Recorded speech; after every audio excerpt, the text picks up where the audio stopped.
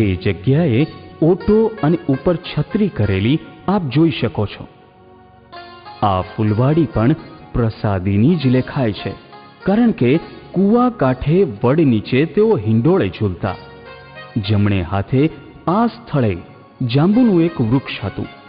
ત્યાં બેસીને ઈશ્વર બ્રાહ્મણને પરચો બતાવતા બ્રહ્મ રાક્ષસની પકડમાંથી તેમને મુક્તિ અપાવી હતી. પણ એ વૃક્ષ ઘણા સમયથી પડી ગયું છે. ભગવાન તો ભાવના ભૂખ્યા છે, પણ શ્રી હરિએ આ જે સ્થળ દેખાય છે ત્યાં, એટલે કે રાયણના વૃક્ષ નીચે એક વિપ્રે આપેલી કાકડીઓ જમ્યા હતા. કહેવાય છે કે ભક્ત કાકડીઓ લઈને ભીડને કારણે ભગવાન સુધી ન જઈ શક્યો. શ્રી હરિની કૃપા તો જુઓ, જાતે હિંડોળેથી ઉતર્યા, તેની પાસે ગયા, કાકડીઓ માંગી અને જમ્યા. આવો તો અદ્વિતીય સ્નેહ, કરુણા ભાવ શ્રી હરિએ જેતલપુરમાં ભક્તો માટે વ્યક્ત કર્યો હતો. આપણે આગળ જોયા તેવા તો અસંખ્ય ચમત્કારિક પરચાઓ શ્રી હરિએ અનેક લીલાઓ કરી જેતલપુરની ભૂમિ પર દર્શાવ્યા હતા. સત્સંગીઓ આજે પણ કૃપણ વણિક, કીચક અને લોકોને લૂંટારાથી બચાવ્યા હતા તેવા પ્રસંગો ભક્તિભાવપૂર્વક યાદ કરે છે. આ એ જ જેતલપુરની અતિ પાવનકારી પવિત્ર ભૂમિ છે, જ્યાં શ્રી હરિએ જેતલપુરના 5 વચનામૃતની રચના કરી હતી, જ્યાં તેઓ અનેક વાર ભાવથી દોડી આવતા અને લાંબો સમય રોકાતા. શ્રી હરિએ અહીંના લોકોને બ્રહ્મ રાક્ષસથી મુક્તિ અપાવી. દેવ દિવાળીનો ઉત્સવ ઉજવ્યો, ઢેબરા ન જમ્યાનો પ્રસંગ ભજવ્યો અને છત્ર પછાડવાનો પ્રસંગ ઉપરાંત અનેક અદ્ભુત પરચાઓ પણ ભક્તજનોએ અનુભવ્યા છે. શ્રી હરિએ અહીં નાના બાળકની જેમ રિસામણા મનામણાના પ્રસંગોથી માંડી અતિ પરાક્રમી ચમત્કારિક પ્રસંગો પણ સર્જ્યા હતા.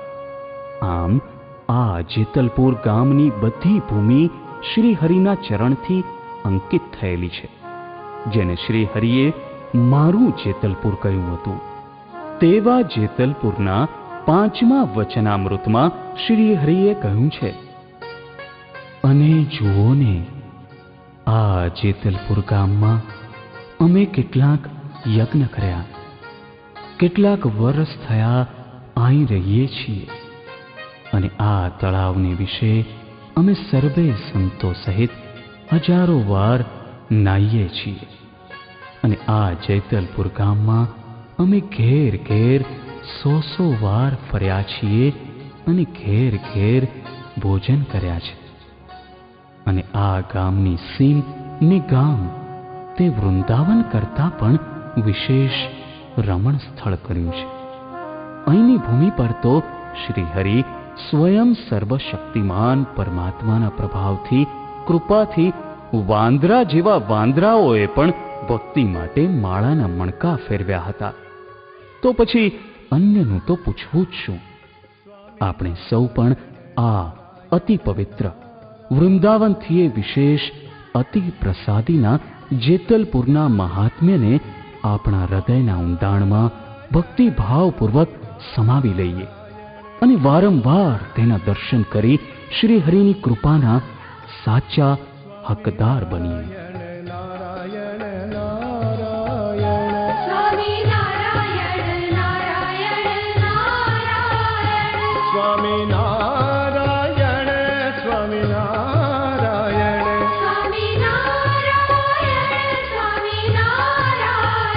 સ્વામિનારાયણ નારાયણ નારાયણ, સ્વામિનારાયણ નારાયણ નારાયણ, સ્વામિનારાયણ